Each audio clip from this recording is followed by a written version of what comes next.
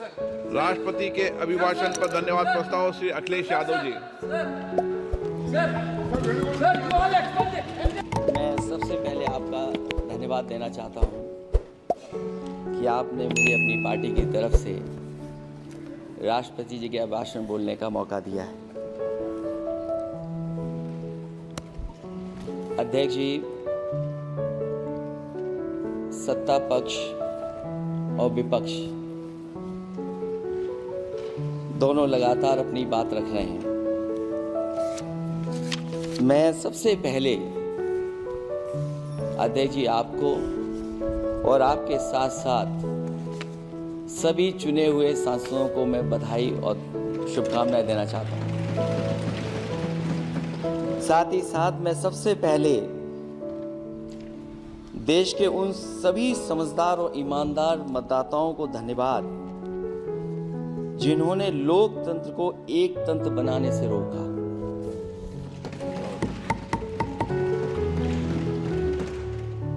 चुनाव के समय पर अध्यक्ष जी ऐसा कहा गया कि 400 पार। मैं समझदार जनता को फिर एक बार धन्यवाद दूंगा और मैं कुछ कहना चाहता हूं कि आवाम ने तोड़ दिया हुकूमत का गुरूर। दरबार तो लगा है बड़ा गमगीन में बेनूर है पर। अध्यक्ष महोदय, दरबार तो लगा है पर बड़ा गमगीन बेनूर है। और पहली बार ऐसा लग रहा है हारी हुई सरकार विराजमान है। जनता कह रही है चलने वाली नहीं सरकार।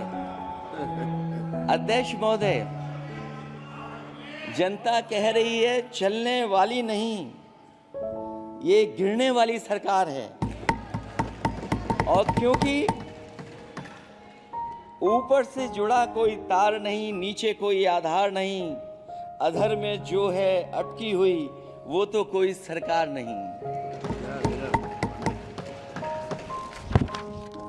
दरअसल पूरा इंडिया समझ गया है कि इंडिया ही प्रो इंडिया है। इस चुनाव में इंडिया अलायंस की नैतिक जीत हुई है। ये पीडीए इंडिया की सकारात्मक राजनीति, पॉलिटिक्स जो पॉजिटिव है, पॉजिटिव पॉलिटिक्स की जीत हुई है। ये इंडिया पीडीए की सोशल जस्टिस मुहिम की विक्ट्री है। 2024 का परिणाम हम इंडिया वालों के लिए जिम्मेदारी से भरा पैगाम भी है।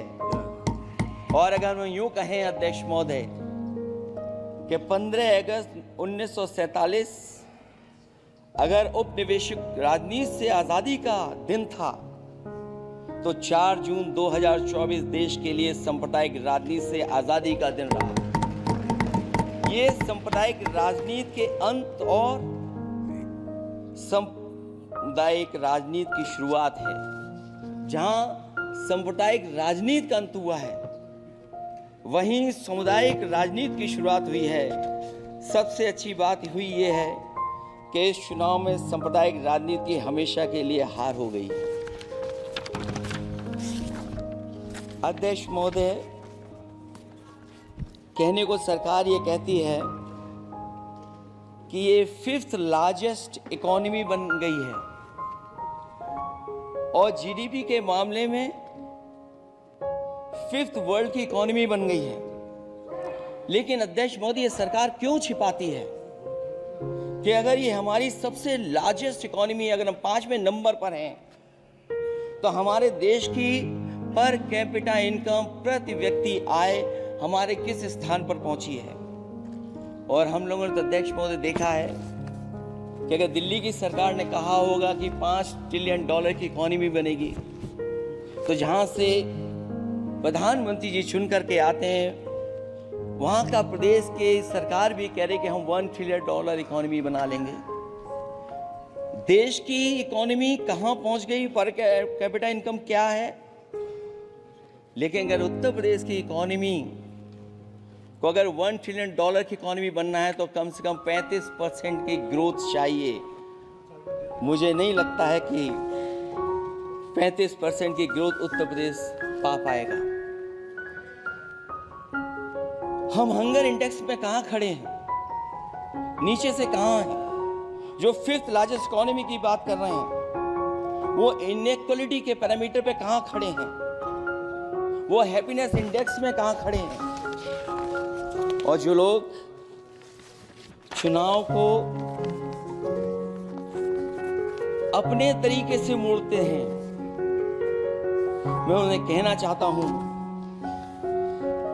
कि अध्यक्ष महोदय, इस चुनाव के परिणाम ने तोड़ने वाली राजनीति को तोड़ दिया है और जोड़ने वाली राजनीति की जीत हुई है। इस चुनाव में धन छल बल की नकारात्मक राजनीति की शिकस्त हुई है। ये चुनाव जो देश का हुआ, ये सकारात्मक राजनीति का नया दौर शुरू हुआ है। इस बार प्रो कॉन्स्टिट्यूशन वालों की जीत हुई है। हम मानते हैं संविधान ही संजीवनी है, उसी की जीत हुई है। ये संविधान मंथन में संविधान रक्षकों की जीत हुई है। अब ऊपर से नीचे की राजनीति का अंत हो गया है। अब नीचे से जो समाज की जो आवाज उठेगी वही राजनीति का आधार बनेगी। मैं कहना चाहता हूं कि देश किसी की व्यक्तिगत महत्वाकांक्षा से नहीं, जन आकांक्षा से चलेगा। मतलब अब मनमर्जी नहीं, जनमर्जी चलेगी। इस चुनाव का बड़ा पैगाम यही है।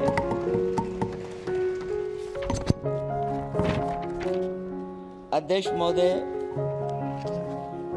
बहुत सी बातें हुई हैं। अगर उत्तर प्रदेश की बात न हो, क्योंकि अध्यक्ष महोदय सबसे बड़ा प्रदेश जहां है, उसने हर बार दूसरे दल को समर्थन देकर के सरकार बनाई। मैं उन्हीं लोगों से कहना चाहता हूं कि लोग क्यूटो की फोटो लेकर बनारस की गलियों से लेकर के गंगा जी तक ढूंढ रहे हैं। उनको लगता है जिस दिन मां गंगा साफ हो जाएंगी, शायद उस दिन कहीं क्यूटो उसकी गोद में कहीं मिल जाएगा। बनारसी लोग चाहते हैं कि कोई गंगा जी के भी तल में उतरकर उसका दर्द भी जाने।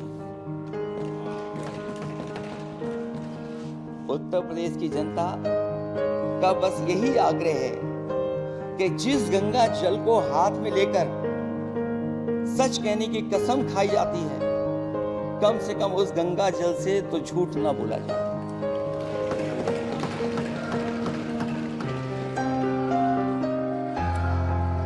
जहां विकास के नाम पर खरबों रुपए की लूट का राज खोलते भ्रष्टाचार के गड्ढे प्रदेश का नाम खराब कर रहे हैं, वहीं पहली बारिश में ही टपकती हुई छत और गिर चुकी स्टेशन की दीवार बेईमानी की निशानी बन गई है। अध्यक्ष महोदय, विकास का ढिढोरा पीटने वाले इस विनाश की जिम्मेदारी कब लेंगे? और रही सच्चे विकास की बात, तो हमने जो सड़क बनाई उस पर हवाई जहाज उतरे थे और उत्तर प्रदेश की मुख्य नगरी में सड़कों पर नाव उतरी हैं। और अभी बारिश और हो जाएगी तो नाव से भी चलना पड़ेगा। यही स्मार्ट सिटी के जुमले का भी हाल है। न तो जाम से छुटकारा मिला, न बुनियादी सुविधाओं से कोई निजात मिली, न कोई बुनियादी सुविधाएं मिल पाई हैं। मुझे याद है अध्यक्ष महोदय, देश के प्रधान सांसद जी ने अनाथ पशुओं के बारे में बहुत कुछ कहा था। अनाथ पशुओं की समस्या से छुटकारा दिलवाने के लिए कब वादा किया हुआ, लेकिन कई चुनाव बीत गए हैं, अभी तक गन्ने का भुगतान 2 हफ्ते का वचन जो दिया था, कहां दिया था? अब तो वचन देने वाले को भी याद नहीं है। हर बात को जुमला बना देने वाले लोगों के ऊपर से जनता का भरोसा उठ गया है। इसीलिए बहुमत की सरकार नहीं है, ये सहयोग से चलने वाली सरकार है। डबल इंजन के नाम पर उत्तर प्रदेश को टकराहट के सिवा कुछ हासिल नहीं हुआ है। उत्तर प्रदेश में प्रभुत्व की लड़ाई दो लोगों को आपस में लड़ा रही है, लेकिन उसकी मार जनता को सता रही है। पिछले 10 सालों की उपलब्धि बस इतनी रही कि एक शिक्षा परीक्षा माफिया का जन्म हुआ। अध्यक्ष महोदय, जिस समय चुनाव में थे और उत्तर प्रदेश में वो हालात देखे हैं कि नौजवान जब भी तैयारी कर करके जाता था और परीक्षा दे करके लौटता था तो उसको पता लगता था कि पेपर लीक हो गया। और उत्तर प्रदेश में केवल एक पेपर लीक नहीं हुआ है, जितनी भी परीक्षा हुई सब पेपर लीक हुए हैं। केवल उत्तर प्रदेश ही नहीं, मैं माननीय सांसद की तरफ से सुन रहा था कई ऐसे प्रदेश हैं जहां पर परीक्षाएं देने तो बच्चे गए, लेकिन वहां भी पेपर लीक हो गया। और अभी जब 4 जून को रिजल्ट आया, उसके बाद जो बात उठी है, देश की सबसे प्रेस्टिजियस परीक्षा, उसका भी पेपर लीक हो गया। और आखिरकार ये पेपर लीक हो क्यों रहा है?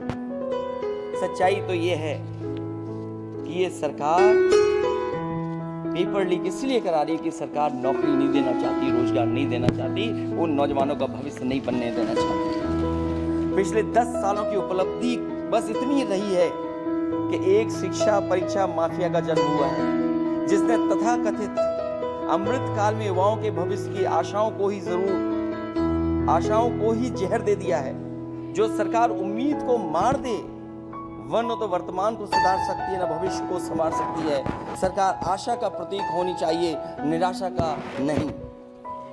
जनता चाहती कि हर समस्या के लिए बीते कल को जिम्मेदार ठहराने के बहाने को सरकार छोड़े और आने वाले कल की बात करे। अगले 1000 साल के झूठे सपने दिखाने वाले अगले महीने होने वाली परीक्षाओं के लीक न होने की गारंटी कब लेंगे? जनता अब न तो किसी बहकावे में आएगी और न किसी के बहलावे फुसलावे में आएगी। जो लोग कहते हैं कि अमृत काल की बात करने वाले जनता का जागरण काल आ गया है, आज इस सदन में नए राजनीतिक जागरण के अनेक प्रतिनिधि बैठे हैं।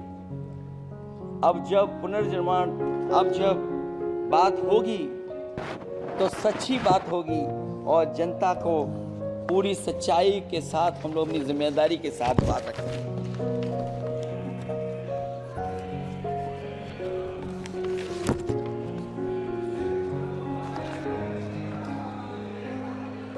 अध्यक्ष महोदय, एक जीत और हुई है, एक जीत और अध्यक्ष महोदय हुई है। मैं जानता हूं सत्ता पक्ष बैठे वाले लोग समझ गए होंगे। अयोध्या की जीत भारत के परिपक्व मतदाता की लोकतांत्रिक समझ की जीत है। और हम तो अध्यक्ष महोदय यही सुनते आए हैं, होए वही जो राम रची राखा, यह है उसका फैसला। अध्यक्ष महोदय, होई वही जो राम रची राखा,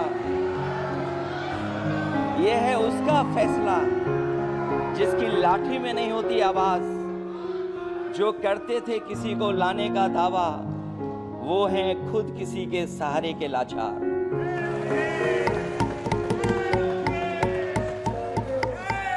अध्यक्ष महोदय, मैं फिर कह देना चाहता हूं, होए वही जो राम रची राखा, यह है उसका फैसला, जिसकी लाठी में नहीं होती आवाज। जो करते थे किसी को लाने का दावा, वो हैं खुद किसी के सहारे के लाचार। हम अयोध्या से लाए हैं उनके प्रेम का पैगाम, हम अयोध्या से लाए हैं उनके प्रेम का पैगाम, जो सच्चे मन से करते हैं सबका कल्याण। सदियों में जन जन गाता है जिनके गान, अभय दान देती जिनकी मंद मंद मुस्कान, मानवता के लिए उठता जिनका तीर कमान। अध्यक्ष महोदय, जो असत्य पर सत्य की जीत का है नाम, उफनती नदी पर जो बांधे मर्यादा के बांध, वो है अवध के राजा पुरुषोत्तम प्रभु राम। हम अयोध्या से लाए हैं उनके प्रेम का पैगाम।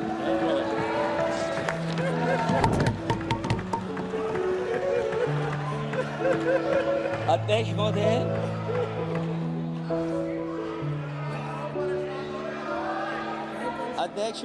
कुछ बातें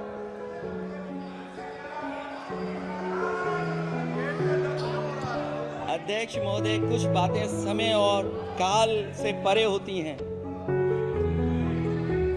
इसलिए आज यहाँ उत्तर प्रदेश के सदन में पढ़ा गया एक शेर याद आ गया, जो तब सही था अब और सही साबित हो रहा है। इजाजत हो अध्यक्ष जी तो मैं अर्ज करूं। हजूरे आला आज तक खामोश बैठे इसी गम में, हजूरे आला आज तक खामोश बैठे हैं इसी गम में। महफिल लूट ले गया कोई जबकि सजाई हमने।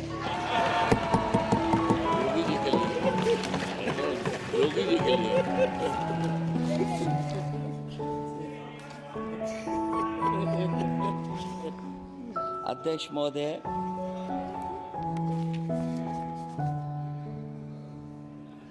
मैं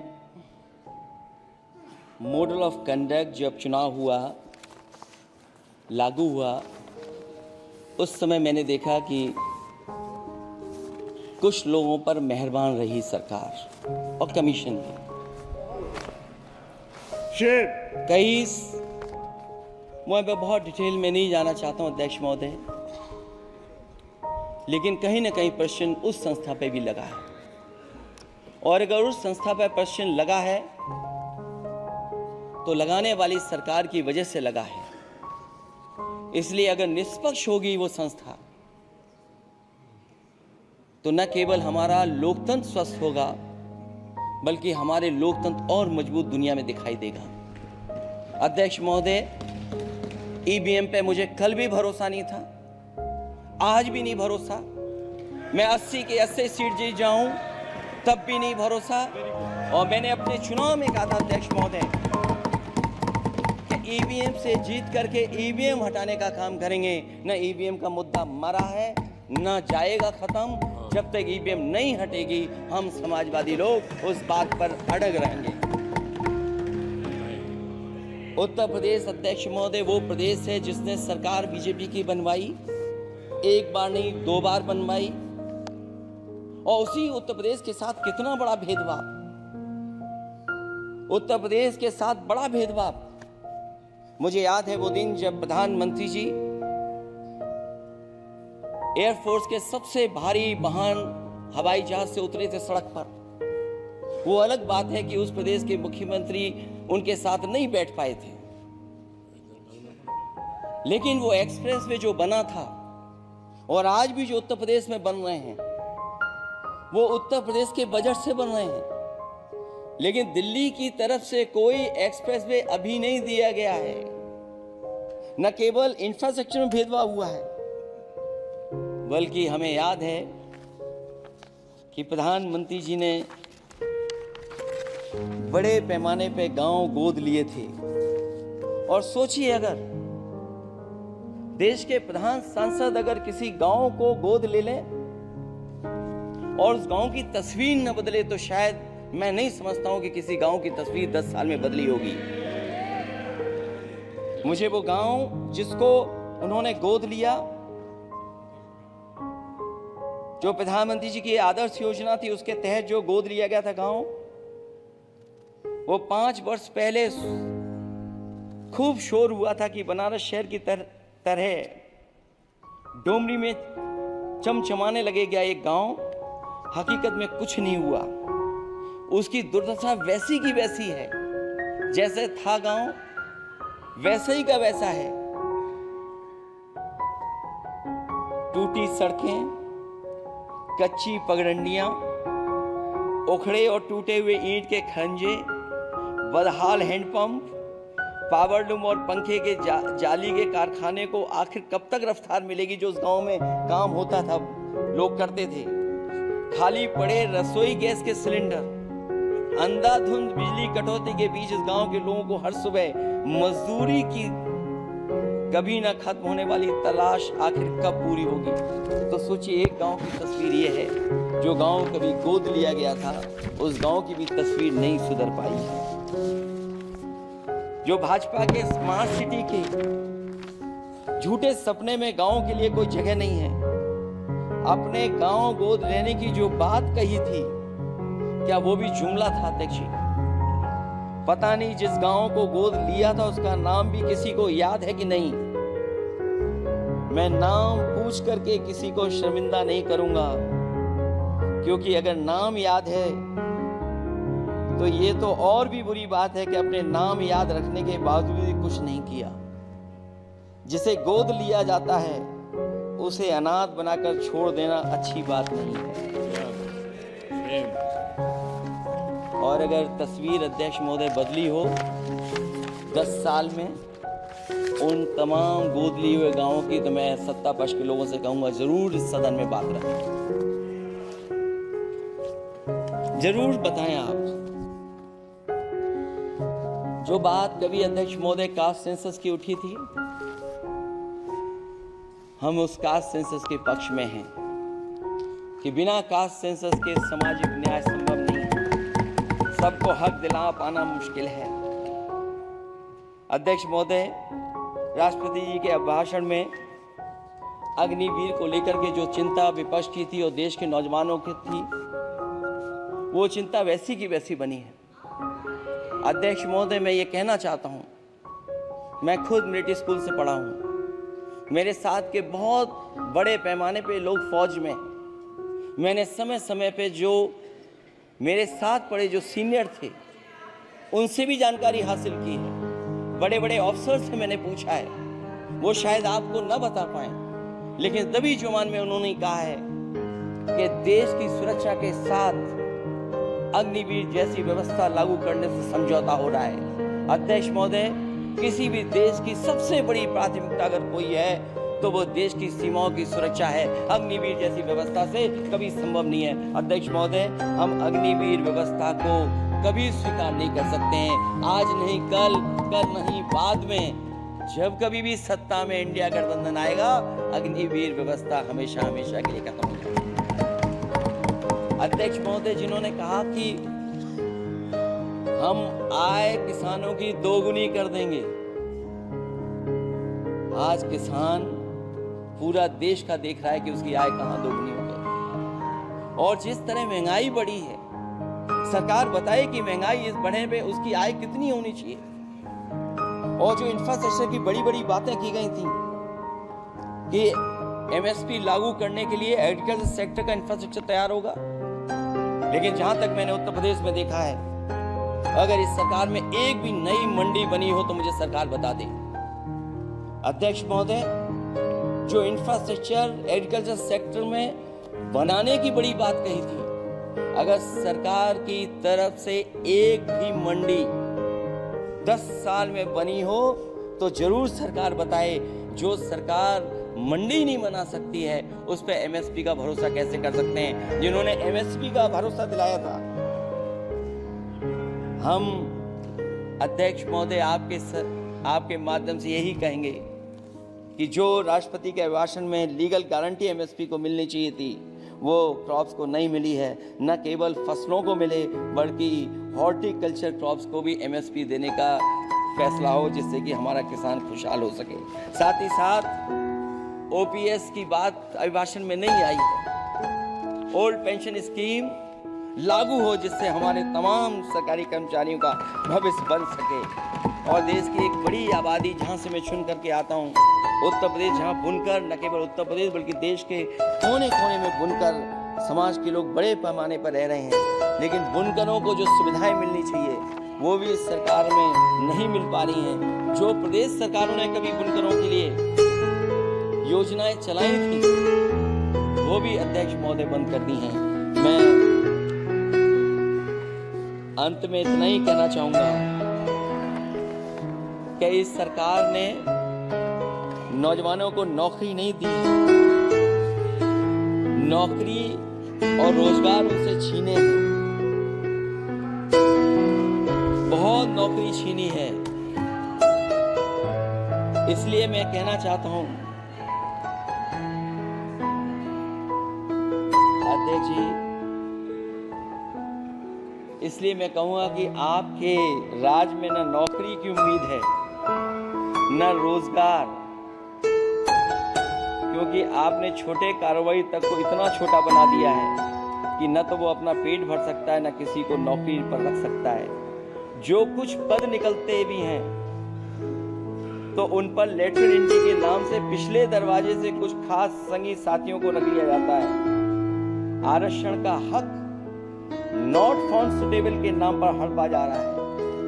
और अध्यक्ष महोदय, आरक्षण के साथ इतनी खिलवाड़ किसी सरकार ने नहीं की होगी जितनी खिलवाड़ इस सरकार ने की है। जहां सरकारी नौकरियां नहीं दी जा रही हैं, और सरकारी नौकरियां इसलिए नहीं दी जा रही हैं क्योंकि उन्हें आरक्षण देना पड़ेगा। जिस प्रदेश से मैं आता हूं वहां सबसे बड़े पैमाने पे नौजवान बेरोजगार है, और पिछले 10 साल में जो पेपर उन्होंने लीक कराए हैं वो इसीलिए कराए क्योंकि नौकरी ना देनी पड़े, और अगर नौकरी देनी पड़ेगी तो उन्हें आरक्षण भी देना पड़ेगा। ये जानबूझ करके सरकार नौकरी और आरक्षण के साथ खिलवाड़ कर रही है।